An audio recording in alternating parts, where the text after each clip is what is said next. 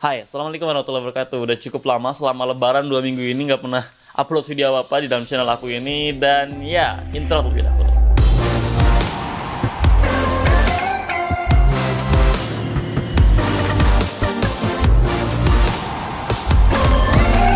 Oke, pertama-tama mohon maaf kalau rada berisik sama suara las.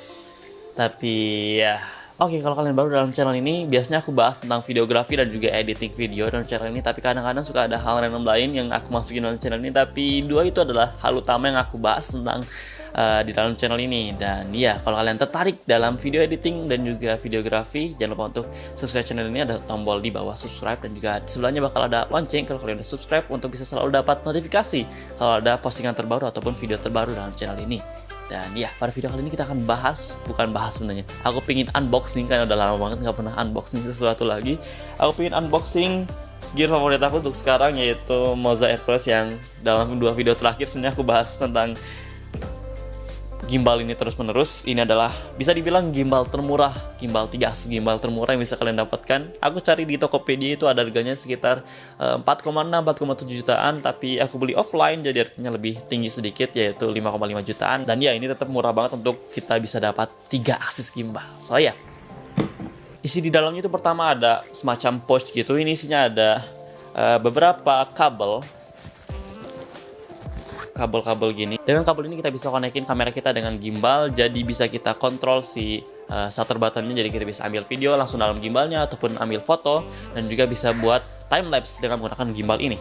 Tapi masalahnya kamera M6 itu nggak ada kabel yang kompatibel dengan gimbal Moza Aircross ini, jadi kamera M6 aku nggak bisa langsung ambil video dengan menggunakan gimbalnya, atau misalkan menggunakan gimbalnya untuk syuting time lapse gitu, jadi gimbalnya nggak terlalu bisa maksimal ketika aku menggunakan kamera M6. Tapi di sini bisa gunain DSLR Canon, atau misalkan gunain punyanya Sony, DSLR-nya punyanya Nikon, ataupun punyanya Panasonic seperti GS5 dan juga yang lainnya.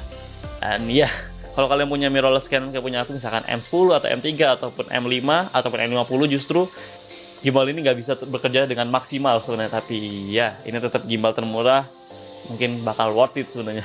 Dan ya, tapi dengan harganya aku nggak bisa komplain terlalu banyak. Tapi ya, habis itu di dalam boxnya itu ada baterainya. Baterai Moza Aircross ini beda banget, baterainya kecil kayak gini, jadi kalian nggak bisa beli baterai biasa kayak A3 ataupun A2 di dalam Indomaret atau misalnya yang lainnya. Ini harus beli langsung di Mozanya. Jadi ya, habis itu ada semacam tripod gitu. Ini tripodnya tripod kecil dan juga bisa kita sambungin ke bawah baterai yang sebelumnya. Jadi bisa kita gunain untuk sebagai handle untuk satu tangan di atas dan juga satu tangan yang di bawah untuk bisa pegangan lagi. 2 tangan biar lebih nyaman untuk kita pegang si gimbalnya. Selain bisa digunakan sebagai handle, juga bisa jadi tripod gitu. Tripod kecil bisa kita simpan di tanah ataupun kita gunain untuk balancing. Wait. Habis itu ada berisik banget. Habis itu ada chargernya. Ini chargernya beda dan juga cukup besar sebenarnya untuk ngecas si baterainya yang kecil. Kita bisa langsung tiga-tiganya, jadi nggak perlu repot ganti cas satu, bisa kita copot cas yang lain. Jadi ini bisa langsung tiga-tiganya kita cas terus-menerus sampai penuh. Habis itu dalam boxnya juga ada plat buat kameranya. Ini plat biasa aja, quick release sebenarnya, tapi ya, tapi yang aku permasalahin dengan plat ini itu bawahnya nggak ada kayak langsung bisa kita putar menggunakan tangan, tapi kita harus pakai kayak obeng, atau misalkan aku pakainya koin kecil gini buat muter si plat di bawahnya. Jadi agak merepotkan harus bawa koin ini kalau misalkan kita pergi dengan menggunakan Moza Aircross-nya. Jadi selalu harus simpen dalam saku celana aku. Dan yang terakhir itu adalah gimbalnya. Ini ada motornya, ada 3, satu di sini, satu di atas, dan juga satu di bawah.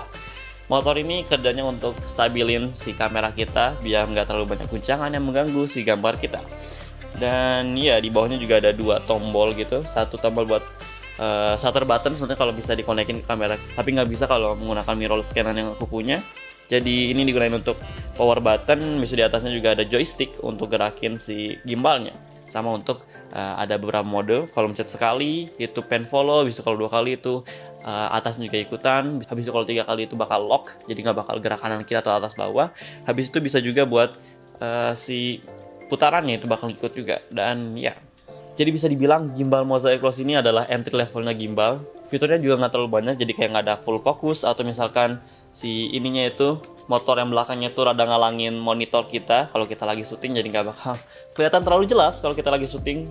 Tapi ya, dengan harganya yang juga entry level atau harganya murah, sekitar 5 jutaan, menurut aku worth it sih untuk kita beli gimbal Moza Cross ini. Apalagi kita tetap bisa dapetin angle-angle yang cukup sulit didapatkan tanpa menggunakan gimbal, kayak low angle ini bisa dapat dengan mudah kita pakai gimbal ini, atau misalkan kita tiruin drone dengan menggunakan ini, jadi naikin ke atas banget untuk bisa kita dapatkan footage yang stabil tapi benar-benar tinggi.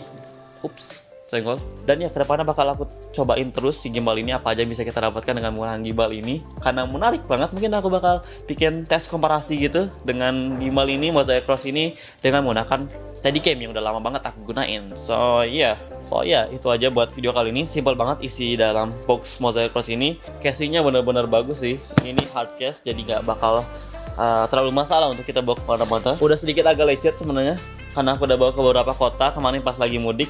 Udah aku bawa ke Jambi, habis itu aku bawa ke Tuban, ke Malang, Surabaya, dan ya ini udah pergi lumayan banyak kota, jadi udah banyak lecet di sini, tapi it's still good, it's still great. So ya, itu aja buat video kali ini. Kalau kalian punya pertanyaan, tulis di comment section di bawah. Kita bisa saling diskusi, belajar bersama di comment section di bawah, atau bisa aku bahas dalam video selanjutnya. Jadi kalau misalnya ada saran untuk video kedepannya bagaimana, bisa kalian tulis dalam comment section di bawah. Dan ya, jangan lupa untuk like, share, dan juga subscribe my channel. I'm Nazubadillah, see you guys on my next video. Bye-bye. Terus udah beres syuting, berhenti juga. Kesel juga sih. Aduh, ya udah. That's it guys. Ada pendek sih rambutnya. Masih aku gunain ini karena aku belum beli lampu lain. Uang THR-nya belum aku gunain, jadi aku belum bisa beli lampu yang lain. So ya, aku masih stuck dengan lampu. Lampunya bagus sih, tapi kalau dilepas kayak gelap banget. Lampunya bulat gede banget, tapi di IKEA, bukan IKEA gitu. Apa namanya, S Hardware. Lucu sih, kayak lampu jadul gitu, tapi powerful. Yep. Bye bye. Mungkin video kedepannya aku bakal bikin video sinematik tentang mudik kemarin. Gak bakal aku bikin vlog kayaknya, I don't know sih. Lihat kedepannya bakal aku buat apa video-video kemarin selama ke Jambi, ke Tuban, ke Malang, dan juga ke Surabaya. So yeah, it's gonna be fun, I think. Bye bye.